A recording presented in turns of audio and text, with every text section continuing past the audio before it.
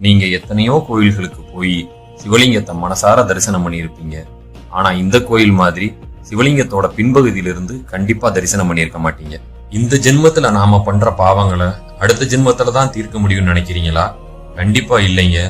இந்த ஜென்மத்து பாவங்களை இந்த ஜென்மத்திலேயே தீர்க்கக்கூடிய கோயில் ஒண்ணு மதுரையில இருக்குது.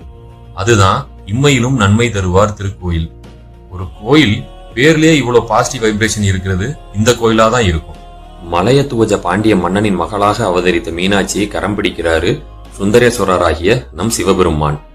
மன்னராக பொறுப்பேற்கிறதுக்கு முன்னாடி சிவபூஜை செஞ்சுட்டு அப்புறம்தான் மன்னராகணும்ன்றது நியதி. அதனால சுந்தரேஸ்வரர் தன் ஆத்மாவை சிவலிங்கமாக்கி பூஜை செய்கிறார். அதன் பின்னரே அவர் மன்னராக பொறுப்பேற்கிறார். சுந்தரேஸ்வரரான சிவபெருமானுக்கே அருளிய லிங்கமாக இருப்பதால இவருக்கு இம்மையிலும் நன்மை தருவார்னு பேர் வந்துச்சு. கிழக்கு முகமாய் இருக்கிற லிங்கத்தை சுந்தரேஸ்வரரும் மீனாட்சியும் மேற்கு முகமா